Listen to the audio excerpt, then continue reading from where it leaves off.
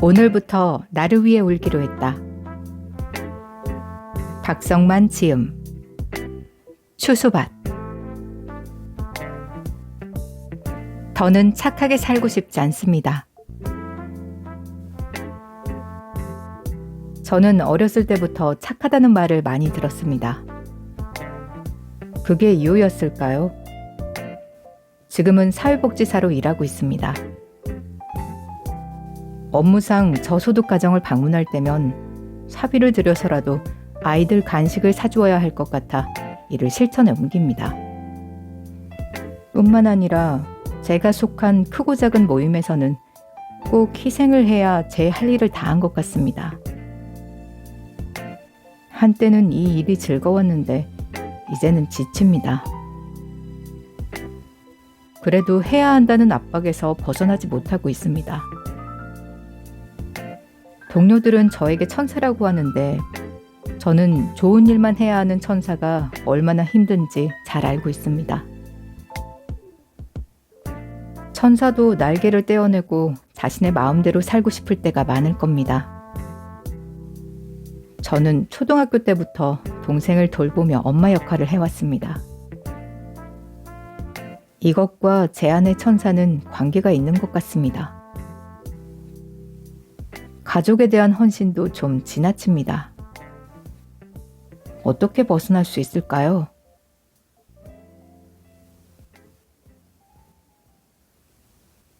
천사에게도 가끔은 악마 연습이 필요하다.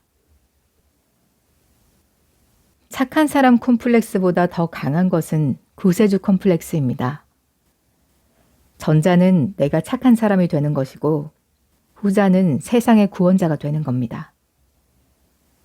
전자는 마음만으로도 가능합니다. 후자는 자기 희생이 있어야 합니다. 그 중간에 당신이 있습니다.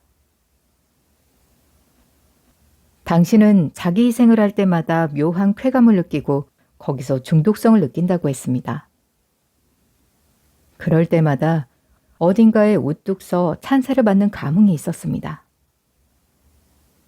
그러나 그것도 잠시 당신은 다시 아래로 굴러떨어집니다.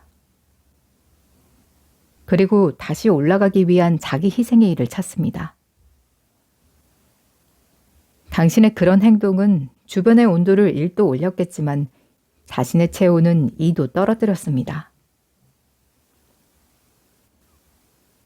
만약 세상에 당신 같은 사람이 30%가 넘는다면 70%는 거기에 서서히 동화될 것입니다. 당신을 돌보는 천사도 세상에 충분히 있을 것이고 그럼 당신은 소외당하지 않고 천사 일을 계속할 수 있을 테니까요. 그러나 실제로 천사 같은 사람의 비율은 3% 정도에 불과합니다. 당신이 지금까지 살아온 삶에 경의를 표합니다. 당신 덕분에 위로받고 일순간이라도 기뻤던 사람들은 많습니다. 당신은 천사입니다. 그러나 천사도 가끔은 악마 연습을 해야 현명한 천사가 됩니다. 악마를 모르고는 천사가 될 수 없습니다. 지금 그 시간이 다가왔습니다.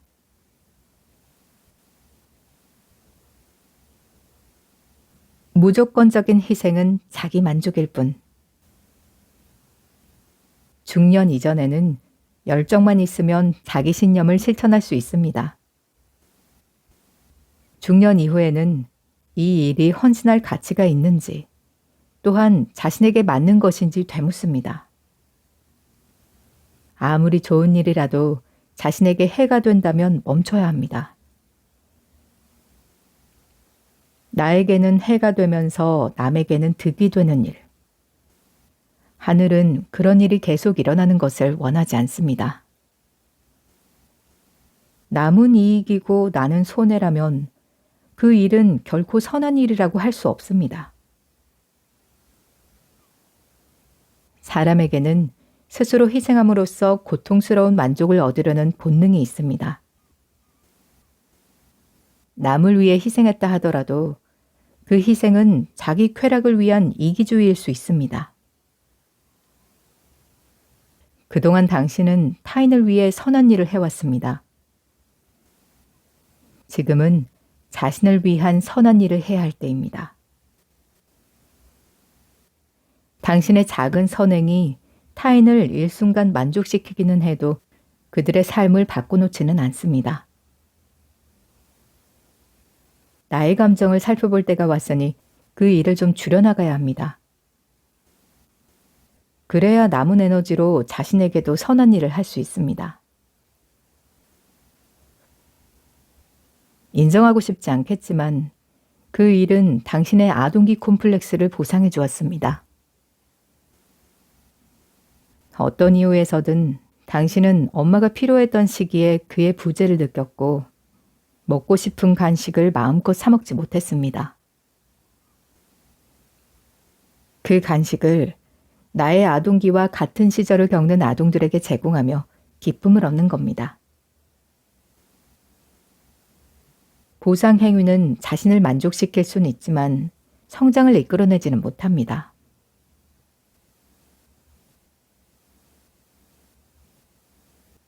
내가 살아야 타인도 살 수 있다.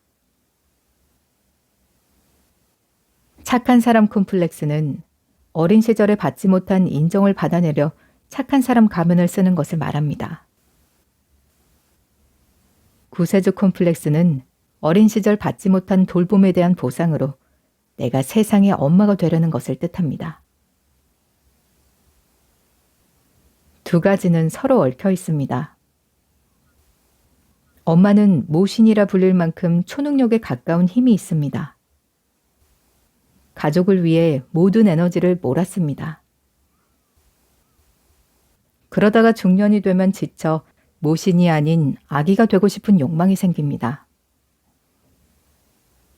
그제야 가던 길을 멈추고 자기를 점검합니다. 그때가 왔습니다. 지금까지는 남의 허기를 채웠습니다. 이제는 자신의 허기를 채울 때입니다. 남편과 아이들은 당신의 과한 돌봄에 짜증을 내기 시작했습니다. 오랫동안 즐겨했던 일인데 나는 지치고 타인은 짜증낸다면 그 일을 중단하라는 신호입니다. 자녀를 향한 무조건적인 희생은 오히려 자녀의 영역에 대한 침범이 되어 자녀의 공격으로 돌아옵니다.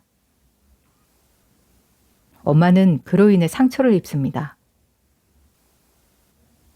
엄마가 그 행위를 중단하지 못하는 이유는 자신의 내면에 있는 상처 입은 어린아이를 분리하여 성장시키는 데 실패했기 때문입니다.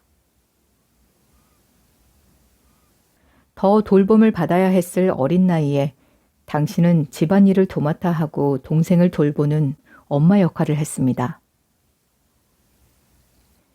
한창 욕구불만을 발산하며 사춘기 소가리를 해야 할 나이에 소가리 할 수 없는 동생의 엄마가 된 겁니다. 당신은 당신의 소가리를 들어주고 도닥거려줄 엄마가 필요합니다. 당신은 결핍 가정의 아이들에게 그런 엄마가 되어줌으로써 상처 입은 당신의 내면 어린아이를 돌봤습니다. 당신으로 인해 세상은 조금 더 밝아졌습니다. 그러나 지금은 자신의 빛을 충전해야 할 때입니다. 당신이 살아야 타인도 살 수 있습니다. 당신은 물었습니다. 그럼 어떻게 해야 하나요? 어떻게라뇨. 내면의 소리를 들으세요.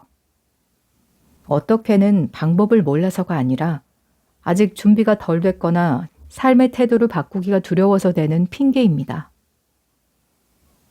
방법은 지천에 널려 있습니다. 저는 심리상담 현장에서 어떻게 해야 하나요? 라는 질문을 수도 없이 받습니다. 책 한 권만 봐도 어떻게는 다 나와 있습니다. 어떻게를 묻는 사람들은 사실 어떻게를 실행하고 싶어 하지 않습니다. 내가 진실로 원하는 것이 무엇인지를 알고 싶다면 내면의 소리를 듣고 그것을 실천에 옮기는 용기를 가져야 합니다.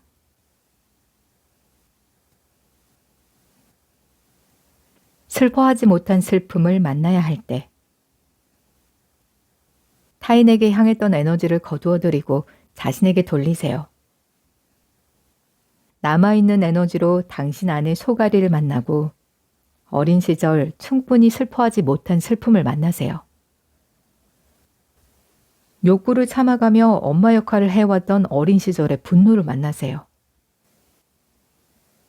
그때는 몰랐던 왜 내가 엄마가 되어야 하나 하는 마음으로 원통해하고 화를 내야 합니다. 내 돌봄의 수혜자인 아버지와 동생을 미워할 수도 있습니다. 잠깐은 이런 불편한 감정도 만나야 합니다. 불편한 감정에서 좋은 감정도 나온다는 것을 당신은 이해해야 합니다. 미움이 사랑과 하나인 것처럼요. 이제 때가 왔습니다. 지금 홀로 서기를 하지 않으면 이후의 삶은 강박적으로 변하거나 우울해질 것입니다. 정신 에너지를 외부에서 걷어들여 내면으로 향하는 사람은 누구나 수행자입니다. 중년에는 누구나 수행자가 되어야 합니다. 무의식 가장 깊은 곳에 있는 원형이 그의 삶을 수행자의 길로 안내합니다. 그래서 칼 융은 내면의 소리를 들으라 했습니다. 내면에서 충분한 자기를 만나기 전에는 외적 선행을 중단하세요. 억압된 소가리는 낯선 감정으로 방출되고 그 자리는 잔잔한 평화로 채워집니다. 의식의 지평은 더 넓어집니다. 그러고 나서야 자기 조절이 가능한 착한 사람도 세상의 엄마도 될 수 있습니다. 그때는 보상이 아닌 소명에서 행위가 나옵니다. 내면의 소리에 귀를 기울이면 내가 정말 무엇을 하고 싶은지 알 수 있습니다. 사람들은 묻습니다. 내면의 소리가 들리지 않습니다. 어떻게 하면 들을 수 있을까요? 하늘이 주신 위대한 능력을 저에게 묻는 것은 어불성설입니다. 바로 그 질문을 한 당사자가 해야 할 노력이 있습니다. 밖의 일은 잠시 중단하고 조금만 더 내면으로 침잠하세요. 하루 30분이라도요. 그 소리를 따를 용기면 충분합니다. 먼저 참된 자기로 살겠다는 열망이 있으면 어떻게는 그에 맞추어진다는 것을 당신은 배울 겁니다.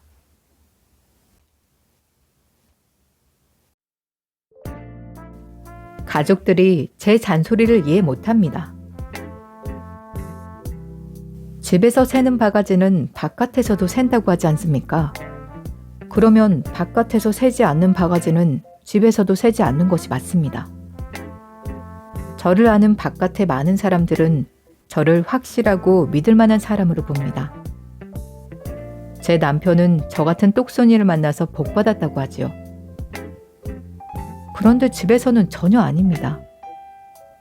결혼 초부터 남편은 저에게 잔소리쟁이라는 별명을 붙였고 대학교와 고등학교에 다니는 2명의 아들도 덩달아 저를 잔소리쟁이라고 합니다. 제가 하는 말은 거의 항상 옳고 그대로 안 해서 탈이 나는데 말입니다. 저는 그런 가족을 이해할 수 없습니다. 그런데 가족은 저를 이해할 수 없다고 합니다. 바깥에서는 제 말이라면 팥으로 두부를 준다고 해도 믿는데 말입니다. 왜 집에서는 이런 일이 생길까요? 잔소리는 억압된 감정의 산물. 이 세상의 모든 잔소리는 하는 사람의 입장에서는 항상 옳습니다. 그러나 듣는 사람의 입장에서는 옳지 않습니다. 옳고 그름의 기준은 사실보다 감정이 크게 좌우하기도 합니다. 당신의 가족은 당신에게 불편한 감정을 가지고 있습니다. 내 말은 맞고 네 말은 틀리다. 이는 소위 꼰대로 가는 지름길입니다. 벌써 꼰대가 되면 소통할 사람을 잃고 사람들이 내 곁을 서서히 떠납니다. 젊어서 똑손이는 나이가 들면 꼰대가 됩니다. 바깥에서의 평판이 만점인 사람은 가정에서는 50점을 채 받기 힘듭니다. 바깥에서 만점을 받기 위해서는 타인과 일에 자기를 맞추어야 합니다. 그들은 타인이나 외부 활동에 맞추기 위해 억압한 감정을 집으로 가지고 들어와 가족에게 발산합니다. 이들이 가족에게 하는 잔소리는 바깥에서 못한 자기 표현입니다. 이런 여성들이 의식은 이성의 논리로 가득 차 있습니다. 그러니 이성의 원리가 작용하는 사회생활은 잘하고 감성의 원리가 작용하는 가정에서는 인간관계를 잘 못합니다. 초점은 여기에 있습니다. 당신의 의식은 남성성, 즉 이성으로 무장했습니다. 여성으로서 의식에 자리 잡아야 할 여성성, 즉 감성은 오히려 무의식에 억압했습니다. 나는 꼭 도덕 선생님하고 사는 것 같다는 남편의 투덜거림을 귀담아 들어보세요. 집에서도 도덕 선생님 같다면 현명한 엄마와 아내는 아닙니다. 이는 여성성이 덜 의식화된 것입니다. 여성성은 부드러움, 친절함, 따뜻함, 수용하는 마음 등입니다. 당신은 이런 특성을 효율성이 떨어지는 사치스러운 것이라 여겼습니다. 오히려 그런 특성을 가진 남편을 남자답지 않다고 핀잔했습니다. 그렇지 않습니다. 남편의 남다른 여성성이 당신의 성격을 견디고 20년의 결혼 생활을 유지하게 했습니다. 그래서 두 아들이 숨쉴 구멍이라도 생긴 겁니다. 당신은 남편의 여성적 특성을 남자답지 않다고 폄하했습니다. 여성성이 부족한 자신의 모습을 회피한 것입니다. 내적 성장은 나에게 없는 것을 없는 것으로 인정하면서 시작합니다. 없는 것을 약점이라고 여기고 억압하거나 회피하면 경직된 인격이 됩니다. 당신에게는 여성성이 없는 것이 아니라 사용하지 않아 잠시 숨어 있을 뿐입니다. 지금까지는 그것이 장점이 되어 사회생활을 잘했습니다. 그러나 사회와 가정의 구별이 안 돼 가족의 갈등이 수면 위로 올라왔습니다. 원형은 당신이 변해야 할 때를 외부의 변화를 통해서도 친절하게 알려줍니다. 지금이 그때입니다. 당신에게는 여성성을 대체한 뛰어난 인지 기능이 있습니다. 집에 들어와서는 감성을 사용해야 하지만 당신은 그것을 나약한 인간의 자기 변명으로 생각했습니다. 가족 신화를 다시 쓰려고 당신은 냉철한 아내와 엄마가 됐습니다. 당신이 가족에게 하다라는 것은 장수의 명령이었습니다. 나를 따르라. 내가 변화할 때라는 신호는 가족에게서 옵니다. 나를 대하는 가족의 태도가 바뀐 것은 나를 무시하는 것이 아닙니다. 지금까지는 안 그랬는데 갑자기 왜? 라는 의문이 드나요? 가족들 역시 변하려는 겁니다. 나의 무의식은 가족의 의식이 되어 내게 교훈을 줍니다. 당신의 잔소리는 멈추고 가족의 잔소리를 들어야 할 때입니다. 좀 불편하겠지만 가족은 당신이 그동안 모르고 살아왔던 것을 알려줍니다. 잘 듣는 것만으로도 변화는 시작됩니다. 집에서는 당신의 도덕 선생을 음악 선생으로 바꾸어야 합니다. 당신의 장수를 광대로 바꾸어야 합니다. 당신의 뛰어난 사회적 능력을 주부의 평범한 일상으로 바꾸어야 합니다. 당신은 권위 있는 교단에서 정장을 입고 예의를 갖춘 말을 하며 살았습니다. 가정은 그곳과 다릅니다. 당신은 청바지와 티셔츠를 입고 가족들과 소소한 일상의 이야기를 주고받으며 살아야 합니다. 여기가 가정입니다. 집안에서는 좀 어리석어 보여도 됩니다. 가족이 그 틈으로 숨을 쉽니다. 지금부터는 그동안 외면한 허름하고 빈틈이 많은 것들을 나의 것으로 소화하는 긴 과정이 필요합니다. 그동안 안 쓴 연장을 쓰는 겁니다. 손에 맞지 않아 불편하겠지만 곧 익숙해질 겁니다. 그동안 몰랐던 것을 하나씩 알아가는 기쁨이 있을 겁니다. 지금부터는 사회생활도 그렇게 해야 합니다. 당신이 불편해 떠났던 동료와 후배들이 당신 곁으로 모여들 겁니다. 중년에는 무조건 내가 먼저 변해야 한다. 당신은 3남매 중 둘째로 컸습니다. 공부를 잘해서 부모의 기대와 지원을 아낌없이 받던 언니. 아들이라서 부모의 사랑을 듬뿍 받은 남동생. 당신은 둘 다 아니었습니다. 남동생을 보면 남자 콤플렉스가 생기고 언니를 보면 공부 콤플렉스가 생겼습니다. 철부지 남동생과는 달리 일찍 철이 들어 부모의 인정을 받아냈습니다. 공부로는 언니를 따라잡을 수 없었지만 부모의 눈치를 잘 살펴 그분들이 원하는 것을 함으로써 인정을 받았습니다. 당신은 눈치 빠르고 냉철하고 이성적인 사람입니다. 당신은 언니처럼 부모에게 무리한 경제적 요구를 하지 않았습니다. 남동생처럼 격렬한 사춘기로 부모를 괴롭히지 않았습니다. 자녀는 그들의 부모와 싸우면서 어른이 됩니다. 당신은 자신과 싸우면서 어른이 됐습니다. 당신은 어른이 되려 억압된 욕구를 잔소리 형태로 가족에게 터뜨렸습니다. 너그러운 남편의 유효기간이 끝나갑니다.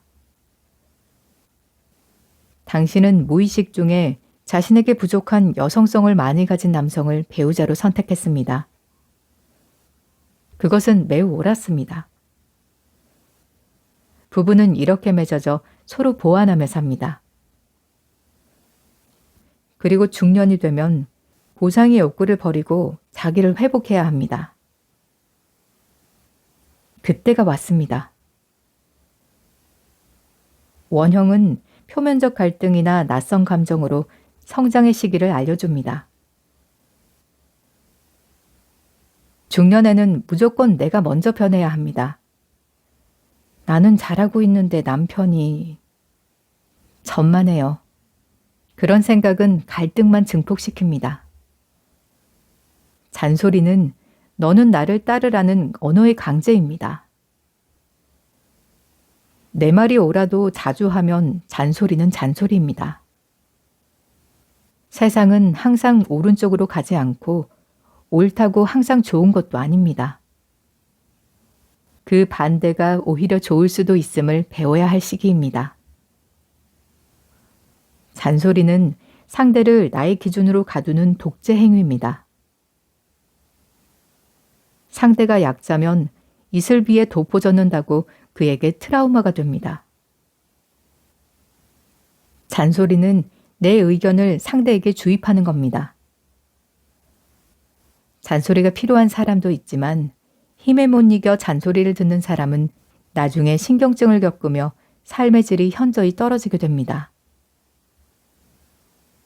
당신 가족이 당신의 잔소리에 대항하는 것을 감사히 여겨야 합니다. 고인물이 썩듯이 잔소리는 새롭게 나갈 길을 찾지 못한 중년의 불평입니다. 잔소리쟁이의 정신 에너지는 어느 한 지점에 멈춰 있습니다.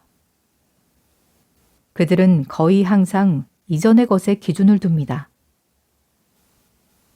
나 때는 말이야 하며 앞으로 나가지 못하는 사람이 자기를 보호하는 수단으로 잔소리를 합니다. 당신은 지금 앞으로 나갈 출구를 찾아야 합니다. 새로운 출구는 새로운 가치관을 필요로 합니다.